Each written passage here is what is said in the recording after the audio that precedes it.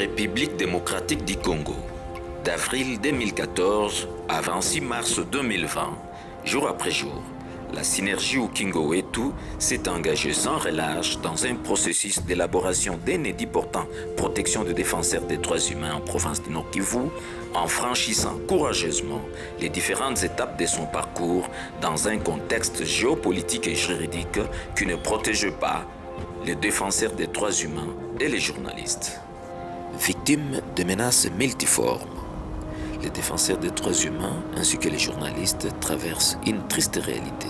Pourtant, il n'en demeure pas moins que ces derniers contribuent de manière considérable à la promotion et à la défense des droits humains en République démocratique du Congo, un pays qui se veut être réellement un état de droit et démocratique. Outre la déclaration des Nations Unies sur les défenseurs des droits humains, la RDC ne dispose pas de cadres légaux efficaces qui protègent ces derniers. C'est la raison pour laquelle les auteurs d'agressions demeurent impunis, car il n'existe aucun mécanisme de réparation des préjudices subis par les défenseurs des droits humains. Forte et préoccupée par les motivations de cette initiative, la contribution sans relâche et l'implication effective de la synergie Ukingo Wetu et de ses partenaires se justifient à juste titre pour l'élaboration d'un édit portant protection des défenseurs des droits humains en province du Nord Kivu. Suite aux recommandations d'avril 2014 adressées à la République démocratique du Congo relatives à la protection des défenseurs des droits humains à travers un cadre légal, un atelier ouvre ses portes en février 2016 à Goma sur l'élaboration des priorités et des stratégies destinées à influencer les politiques publiques en matière de protection des défenseurs des droits humains, à l'issue duquel un communiqué final fut signé. 6 mois plus tard, le 30 août 2016, il se tient un panel sur les politiques publiques visant la protection des défenseurs des droits humains et des journalistes dans la province du Nord Kivu qui fut sanctionné par un acte d'engagement. Cela a permis la mise en place de la commission de pilotage du processus d'élaboration de la proposition d'édit. En février 2017, début de l'élaboration de la proposition d'édit provincial portant protection des défenseurs des droits humains et des journalistes au Nord Kivu. En mars 2017, il fut lancé des consultations et des sensibilisations des acteurs à la base dans les 6 territoires et les villes du Nord Kivu sur le processus de l'édit. Il s'en est suivi, au cours du même mois, la collecte des derniers amendements de toutes les parties prenantes sur la proposition d'édit élaborée dans l'atelier, ainsi que sa validation et son dépôt à l'Assemblée provinciale avant la rentrée parlementaire de la session de mars. Entre-temps, une série d'activités de suivi et de plaidoyer auprès des députés provinciaux évoluait toujours dans les cadres formels et informels, à telle enseigne qu'au mois de juin 2018, pendant 2 jours, les panels de plaidoyer s'est réunis avec les experts du bureau d'études de l'Assemblée provinciale sur la proposition d'édit portant protection des défenseurs des droits humains, qui fut sanctionné par l'intégration des inputs conformément aux recommandations des élus du peuple. Le 30 octobre 2018, la note technique du bureau d'études de l'Assemblée provinciale fut transmise au président pour programmation de l'édit à la plénière et le 8 novembre 2018, l'édit a été jugé recevable par l'Assemblée provinciale après débat et le texte fut envoyé à la commission PAJ pour enrichissement. Du 9 au 15 novembre 2018, à l'issue du travail de la synergie Ukingo Wetu avec la commission PAJ, les derniers drafts de l'édit portant protection des défenseurs des droits humains furent validés et le 16 du même mois, les rapports de la commission PAJ furent transmis au président de l'Assemblée provinciale du Nord Kivu. Le 19 avril 2019, les dîners parlementaires furent organisés avec les députés provinciaux élus de Beni et Butembo. Séance tenante, tous les députés présents aux assises ont manifesté leur soutien à l'initiative. Le 13 juin 2019, l'édit portant protection des défenseurs des droits humains fut présenté dans la conférence de présidents par le député endosseur et président de la commission PSAJ, politique, sécurité administrative et juridique, pour être pris en compte sur les calendriers des matières à traiter dans les plénières. Le le 17 juin 2019, dans la séance plénière des députés à l'Assemblée provinciale du Nord Kivu, l'adoption de la proposition de dit fut votée parmi les matières de la session parlementaire en cours et 8 jours après, une rencontre fut organisée avec les députés membres de la commission PESAGI, élargie au bureau d'études de l'Assemblée provinciale du Nord Kivu et aux experts de la société civile membres de la synergie Ukingo-Wetu pour un échange d'enrichissement et partage d'expériences. Le 18 octobre 2019, la synergie des femmes avait remis la note de plaidoyer pour le vote de l'édit au président de la commission politique, sécuritaire, administrative et juridique de l'Assemblée provinciale du Nord Kivu, l'honorable Prince Kiangi Kiamwami. Et le 24 octobre 2019, la commission PESAGI de l'Assemblée provinciale du Nord Kivu adopta l'édit et c'était en prévision de son adoption prochaine par la plénière des députés. Le 11 novembre 2019, en séance plénière des députés et après vote article par article, l'édit fut voté par 37 députés sur 38 présents à la plénière, dont une abstention. L'édit portant protection des défenseurs des droits humains en province du Nord Kivu est adopté.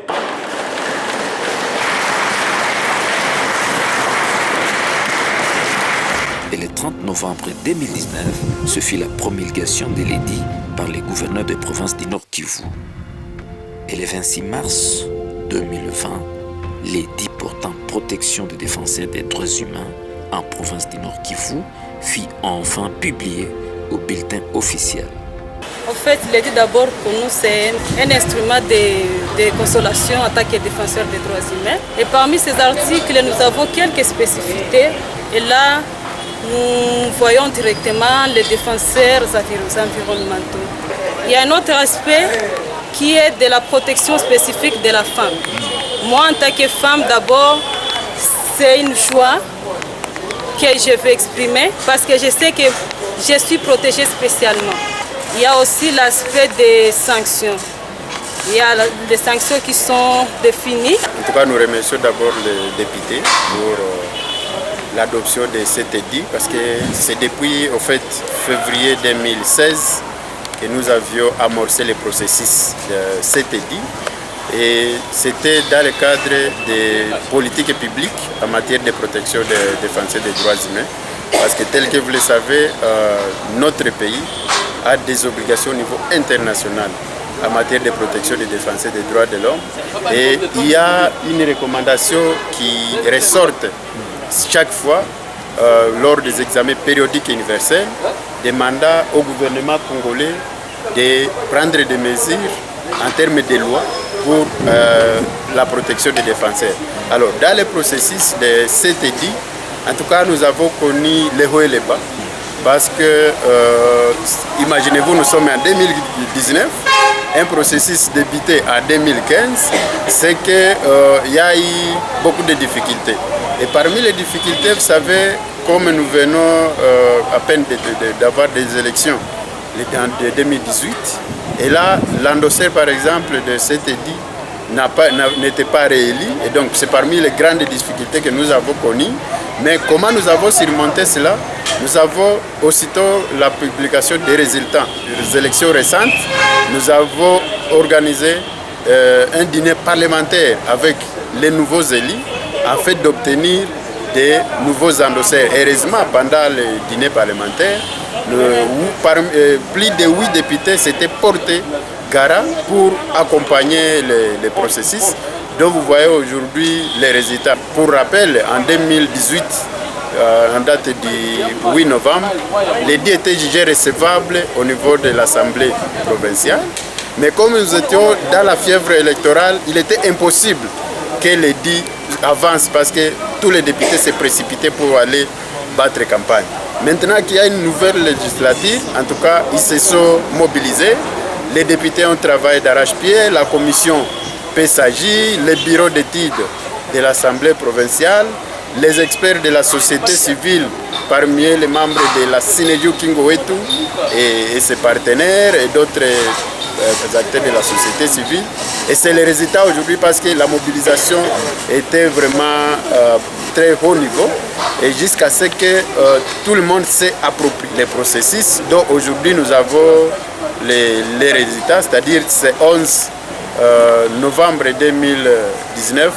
C'est un grand résultat pour nous parce que ça fait au moins 4 ans que nous sommes en train de travailler sur ces documents adoptés aujourd'hui et dont nous savons que nous avons l'assurance que ça va produire des effets sur le travail des défenseurs des droits de l'homme qui sont chaque fois menacés, agressés, arrêtés, torturés à cause de leur travail de défense, protection et promotion des droits humains dans la province du Nord Kivu.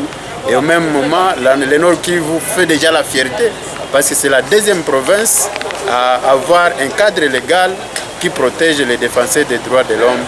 Et cela servira d'actif important pour la province, d'actif important pour cette législature.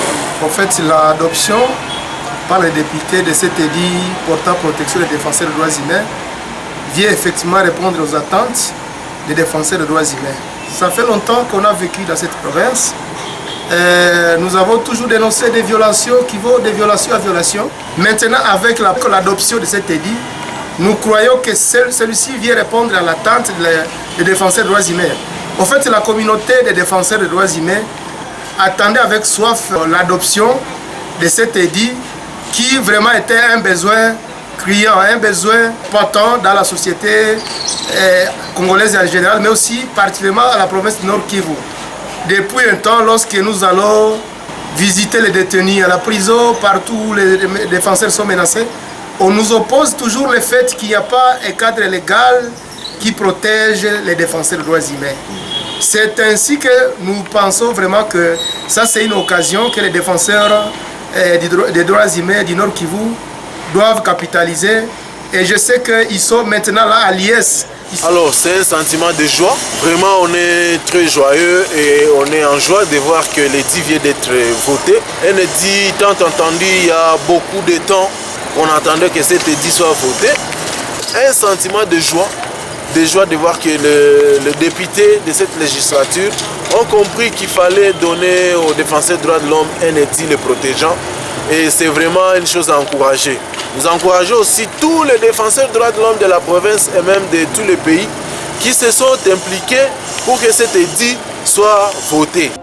Le moins que l'on puisse dire, c'est que le processus de l'édit portant protection des défenseurs des droits humains en province du Nord Kivu a eu le mérite d'un travail de haute facture scientifique pour aboutir tant soit peu au respect des droits humains, socle du bien-être d'un peuple.